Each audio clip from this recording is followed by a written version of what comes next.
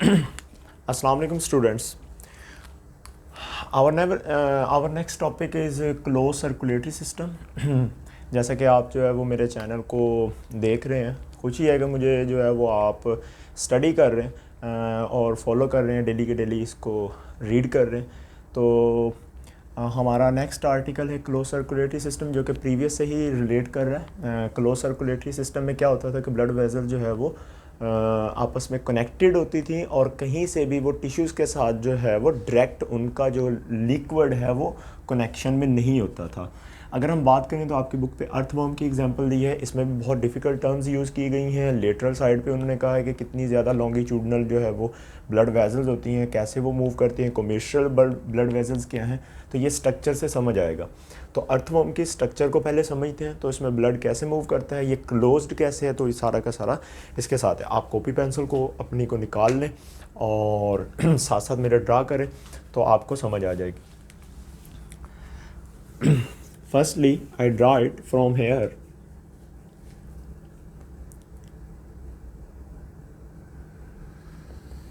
Firstly, draw the 13 segment. First one, second, third, fourth, 5, 6, 7, 8, 9, 1, 2, 3, 4, 5, 6, 7, 8, 9, 10, 11, 12 and 13.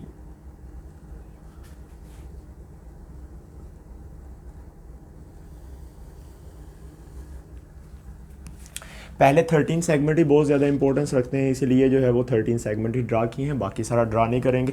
और इसी तरह ही आप जो है वो नीचे ड्रा कर लें, थोड़ा बड़ा कीजिएगा कॉपी पेंसिल के ऊपर, क्योंकि अगर आप छोटा सा ड्रा करेंगे तो आप बहुत सारी अंदर ब्लड वेसल्स आने वाली हैं, वो आपसे ड्रा नहीं हो पाएंगी, ठीक है। तो साथ साथ जो है वो आप इसको ड्रा करना चाह रहे हैं तो आप जो है वो इसकी स्ट्रक्चर को थोड़ा बड़ा सा ड्रा कीजिएगा ताकि आपको जो है वो प्रॉपरली क्लियर हो सके। And next one is first, second, third, fourth, fifth, 6, 7, 8, 9 and 10, 11, 12 and 13.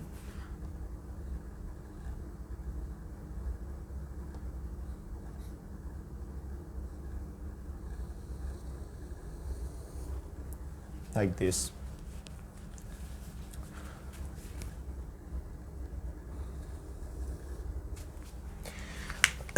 तो हमने ये 13 सेगमेंटेड जो है वो ड्रा कर लिया है, क्या कि अर्थवर्म के स्ट्रक्चर के 13 सेगमेंट्स को हमने जो है वो प्रॉपरली ड्रा कर लिया है कि वो कैसे होते हैं। तो अब हम जो है वो डिस्कस करेंगे इनके अंदर मौजूद ब्लड वेसल्स को, हार्ट सिस्टम को, ताकि आपको समझ आ सके। अच्छा, इसका दूसरा नाम जो आपकी बुक के ऊपर यूज़ किया है वो आपने वो दूसरा रीड आउट कर लेना है। जो है वो फ्रेनिटा इसका नेम उन्होंने यूज़ किया है। आई कंफर्म दैट फ्रेटिमा इसका नेम जो है वो उन्होंने बुक के ऊपर यूज़ किया है। That is an earthworm name. तो आपने कंफ्यूज नहीं होना कि ये नेम जो है वो आपके पास किसका है। तो फर्स्टली आपने क्या करना है, this is a dorsal side and this is a ventral side.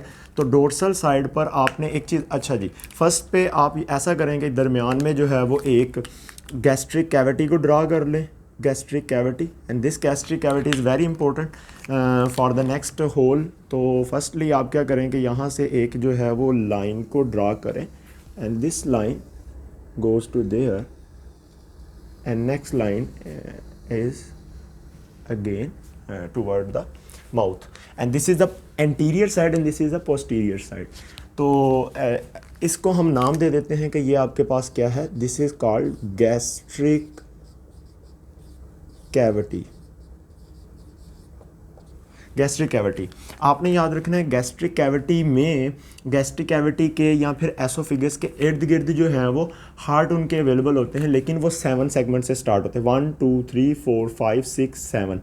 This one is an 7। 7 से लेकर 13 तक जो है वो टोटल हार्ट जो अवेलेबल होते हैं वो आपने याद रखना है, वो आपके पास होते हैं 4 to 5 पेयर में। एक अगर इस साइड पर होगा, देखा जाए this one is an earthworm, अगर एक इस साइड पर है तो दूसरा उसकी दूसरी साइड पर अवेलेबल होगा। चले हम यहाँ से ड्रा करते हैं, मैं यहाँ पर एक पेयर बना देता हूँ, बाकी सारा मैं सिंगल ड्रा करूँगा। तो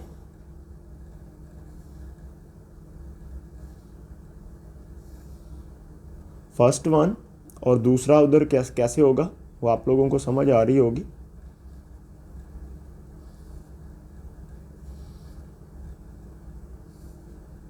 like this, and this is the first pair. और इसी तरह जो है वो पीछे 4 अवेलेबल होते हैं, बिल्कुल।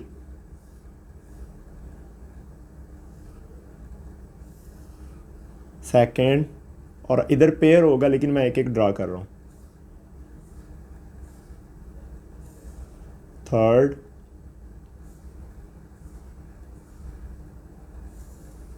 Fourth, and this one is an fifth. ये 5 पेयर होते हैं हार्ट के। तो यही हार्ट जो है वो आपके पास उसकी पूरी बॉडी के अंदर जो है वो वर्किंग में हेल्प करते हैं, ब्लड को पंप करते हैं। ऊपर डोर्सल साइड पर जो है वो एक ब्लड वेजल होती है जो मैं यहाँ पे ड्रा कर देता हूँ। This is the blood vessel of the dorsal side, like this.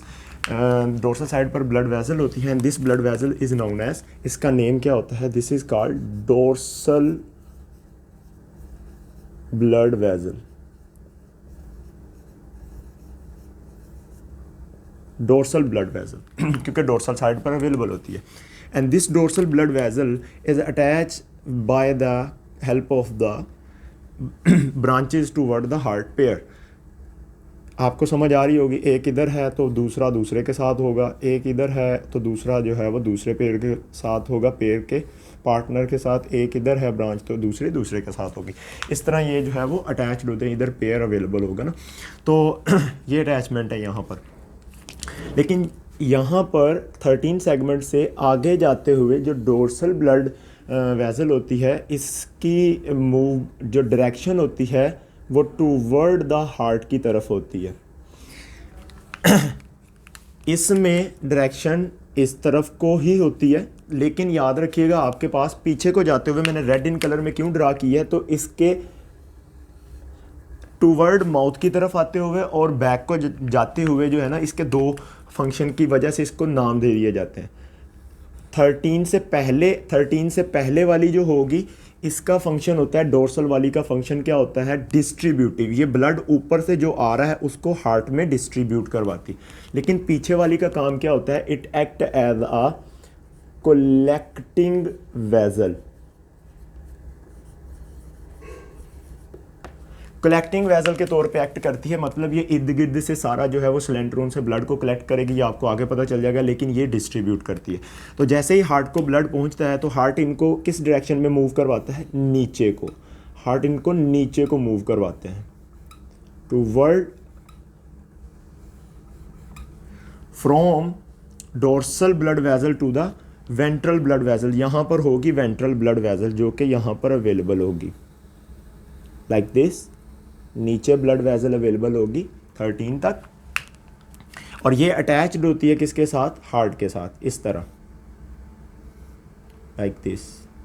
They are attached with the heart, and this is a dorsal blood vessel. Dorsal कह रहा हूँ, वेंट्रल ब्लड वेजल। यहाँ पे हम लिख लेते हैं, this one is an number 1, this one is an number 2। ये आपके पास होगी वेंट्रल ब्लड वेजल।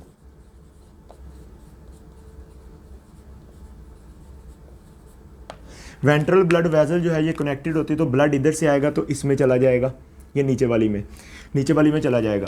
तो आपने याद रखना, ये आगे को जाते हुए, ये पीछे को आते हुए ना, ये वाली, ये जो टूवर्ड माउथ आते हुए, ये भी डिस्ट्रीब्यूटिव होती है, लेकिन ये आगे को जाते हुए टूवर्ड द एंड, ये भी आपके पास जो है ये अपनी इसके अंदर से निकलती हैं capillaries. They are attach toward the सिलेंट्रोन, और सिलेंट्रोन्स के अंदर जो है वो ब्लड की प्रोवाइडिंग जो है वो ये कर रही होती है। ठीक है, तो ये वो वर्क कर रही होती है। अब आपने याद रखना है, दो हमने ब्लड वेसल पढ़ी हैं लॉन्गिट्यूडनल वे में, एक आपके पास है डोर्सल ब्लड वेसल और एक आपके पास है वेंट्रल ब्लड वेसल। मैंने आपको पहले भी बताया कि ये जितने भी जो अर्थवॉर्म एंड डिफरेंट अदर होते हैं, इनका जो स्पाइनल कॉर्ड होता है ये अवेलेबल होता है नीचे वेंट्रल साइड पर, and this is the spinal और न्यूरल ट्यूब। न्यूरल ट्यूब, और न्यूरल ट्यूब के साथ साथ जो है वो यहाँ पर अवेलेबल होती है नीचे ही सब न्यूरल ब्लड वेसल। सब न्यूरल ब्लड वेसल बिल्कुल नीचे, सब neural blood vessel red in colour में मैंने ड्रा किया। और ये जो सब न्यूरल ब्लड वेसल है, ये आपने याद रखना है कि ये क्या करती है, ये ब्लड प्रोवाइड करती है न्यूरल्स को, न्यूरॉन्स को, जो कि नीचे अवेलेबल है। और ये टूवर्ड द माउथ जो है वो इसी तरह होती है ऊपर की जानब। तो आपने याद रखना है कि यहाँ से जो ब्लड होगा, ये ब्लड सारा यहाँ से वेस्ट को कलेक्ट करने के बाद जो है वो वेस्ट को वापस भेज देता है toward the collecting area of the dorsal blood vessel bye the help of a special type of the blood vessel. इनकी वजह से ये जो है वो आगे भेज देता है। इन ब्लड वेसल को हम नाम देते हैं, these blood vessels are known as connecting blood vessel, connecting और कॉमिशरल ब्लड वेसल। ये आपकी बुक का वर्ड है, commissural blood vessel. These commissural blood vessel नीचे से ब्लड को उधर पंप कर देंगी। अब होता क्या है ये देख लें। अब यहाँ पे आपने याद रखना है कि इनके साथ जो है वो कैपिलरीज भी होती हैं, और वो कैपिलरीज यहाँ पर अवेलेबल होती हैं। इसी तरह की कैपिलरीज जो हैं वो नीचे भी होती हैं। ये कैपिलरीज क्या करती हैं, इसकी स्किन के साथ अवेलेबल होती हैं, और वहाँ से ये जो है ऑक्सीजन वगैरह की तरसील का काम कर रही होती हैं, यहाँ से बाहर से ले रही होती हैं। अब देखिएगा, इसमें जो है वो ब्लड जो है वो आपने याद रखना है इस तरफ को आ रहा है, सारा का सारा ब्लड डीऑक्सीजनेटेड ब्लड है, बाहर से आ रहा है, नीचे से आ रहा है सारा डीऑक्सीजनेटेड ब्लड आएगा, ये डिस्ट्रीब्यूट करेगा हार्ट को, हार्ट पंप करेगा नीचे, और नीचे जब ये जाएगा तो आपने याद रखना है ये नीचे वाली जो है ये आपके पास डिस्ट्रीब्यूटिव है। डिस्ट्रीब्यूटिव का मतलब ये नीचे प्रोवाइड करती है किसको, ये नीचे प्रोवाइड करेगी न्यूरल ट्यूब के साथ जुड़ी हुई सब न्यूरल ब्लड वेसल को, एंड दिस इज़ अ सब न्यूरल ब्लड वेसल। सब न्यूरल ब्लड वेसल को जैसे ही मिलेगा तो सब न्यूरल ब्लड वेसल आगे जो है वो पूरे न्यूरल ट्यूब को डिस्ट्रीब्यूट करेगी, और आगे से आगे जो है वो जितने भी वेस्ट वगैरह होगी उनसे कलेक्ट करेगी। अब आप जी देख लें, ये भी, इसकी भी डायरेक्शन इधर को होती है,